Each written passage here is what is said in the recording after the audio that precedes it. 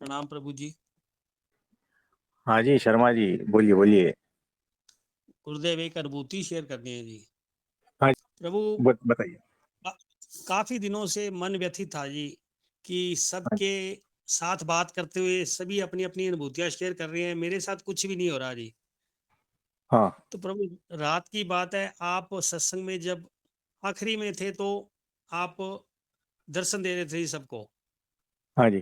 तो मैं मन मन में प्रार्थना कर रहा था कि प्रभु, हमें भी कभी अनुभूति होगी, मेरे साथ ऐसा क्यों हो रहा है जी। हुँ। तो प्रभु, आपके दर्शन करते करते ही मैं उसके बाद कुछ देर मैंने जाप किया और उसके बाद जी मैं सो गया। हुँ। प्रभु, रात को 3:10 होते हैं जी, मेरी आंख खुल जाती है हाँ, जी। पहले भी कई बार खुल हाँ, जाती है जी। रात खुली प्रभु, तो मैं बाथरूम जाके अपना कुल्ला वगैरह करके मैं जाप पे बैठ गया जी और प्रार्थना हाँ करने जी। लगा। मेरे को रोना भी बहुत आया जी। करते करते हुँ, प्रभु, जाप को मेरे को पता नहीं घंटा लगा जी, सवा घंटा लगा। मैंने कब सो लिया मेरे को नहीं पता जी। हुँ। प्रभु, आप सपने में आते हैं जी। हुँ। सपने आके मैं कहाँ हूँ मेरे को ये नहीं पता चल रहा, कौन सा मकान है जी, किसका मकान है। मकान की छत पे है जी। आपको देख के मैं रोने लग जाता हूँ और कूदने लग जाता हूँ कि मैंने आपके दर्शन और आपने आके मुझे दर्शन दिए जी। तो प्रभु, मैं हुँ। आपको पानी और चाय इकट्ठा एक ट्रे में ला के देता हूँ जी। तो हाँ आप जी, पानी तो पी लेते हैं, चाय आपने पी है नहीं है, नहीं पी मेरे को नहीं पता है जी। तो हाँ जी, उसके बाद आप मेरे को कहते हैं बैठो। बिठा के जी हाँ जी। आपने मेरे को सत्संग काफी देर तक मेरे को किया जी सत्संग।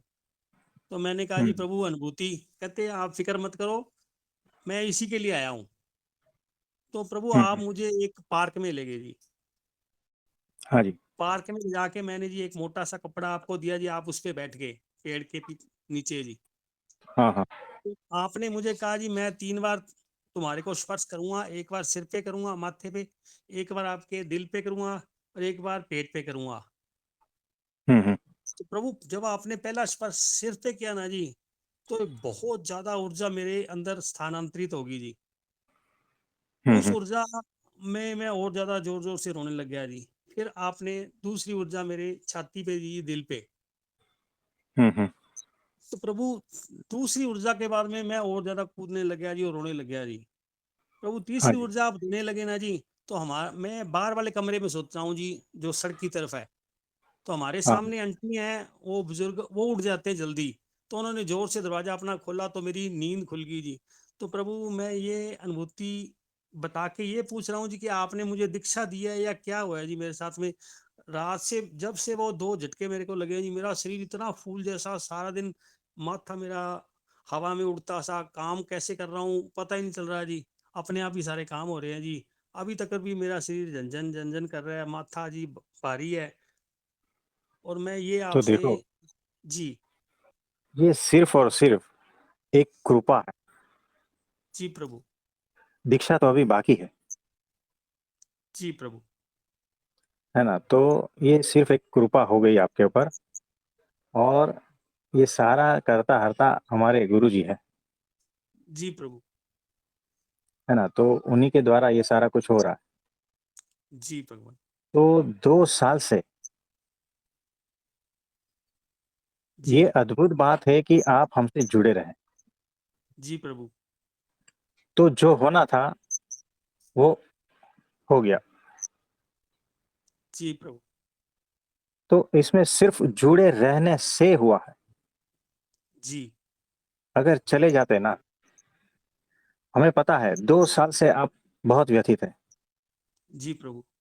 2 साल से कुछ भी ऐसी अनुभूतियाँ नहीं है, जी। है ना? और मतलब कि अध्यात्म का दुःख है ना? 2 जी। साल जी। से आप जी। उसमें हो, उस दुःख जी में हो। प्रभु। जी। तो आपकी सुन ली गई और हमारे गुरुजी ने वो कृपा बरसा दी। कोटि कोटि प्रणाम प्रभु, तो धन्यवाद। आप निश्चिंत रहना है। जी प्रभु। तो ये एक सिर्फ़ झलक है, याद रखना, जी प्रभु। अभी बहुत कुछ बाकी है जी। और दीक्षा भी बाकी जी प्रभु।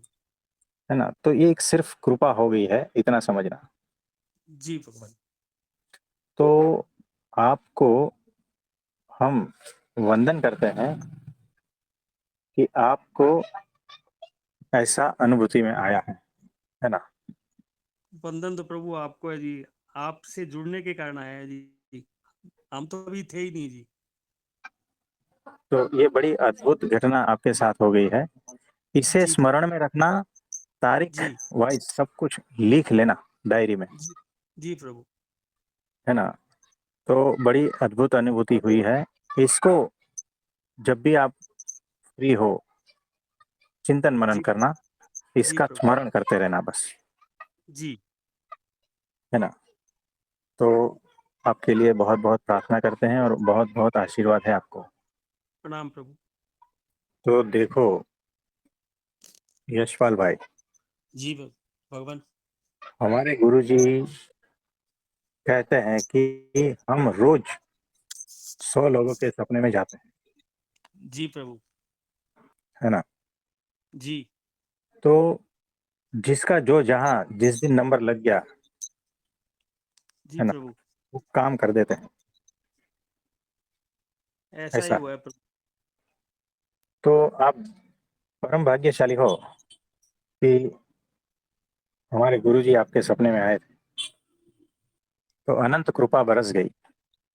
प्रसाद समझना, कृपा समझना, जी प्रभु। है ना? और धन्यता के भाव से भर जाना बस,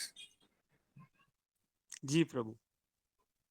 और अपेक्षा रहित हो जाना वापिस, जी तो ऐसा है। ठीक है?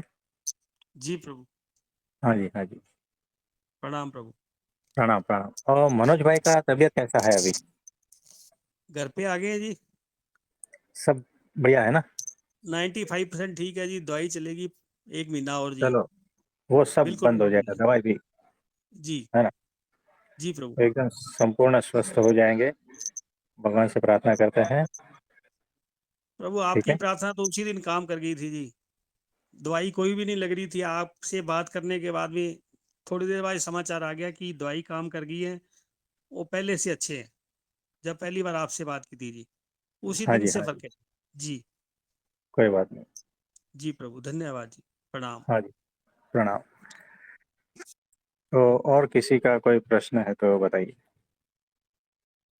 प्रणाम प्रभु जी। अरे उमेश भाई, बोलिए, बोलिए। प्रभु जी, आपने अभी थोड़ी देर पहले कहा ना कि जब प्रमुख स्वामी जी थे तो उनके काल में वो थोड़ा आसन था, जैसे कृपा शब्द था, और अब के वो सामने से वैसे कृपा बरसना बिल्कुल वो अति दुर्लभ है अभी ऐसा। हाँ तो जी, प्रभु जी अभी इस समय में तो जैसे हम अभी जैसे हम सबके साथ चल रहा है कि हमारा मतलब संसार व्यवहार करके भी, और जब वो परमात्मा से जुड़े रहना तक ऐसा वो साधना है, तो चांसेस तो अभी ऐसे ज्यादा रहते हैं कि फिर वो संसार व्यवहार में माया में फंसने के ज्यादा चांसेस रहते हैं।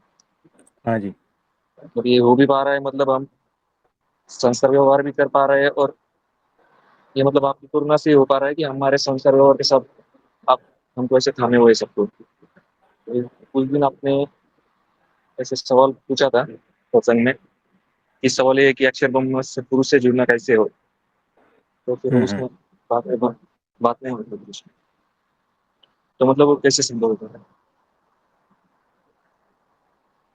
आप जुड़े हुए ही हो सत्संग के माध्यम से और चिंतन मनन के माध्यम से, उनके दर्शन के माध्यम से।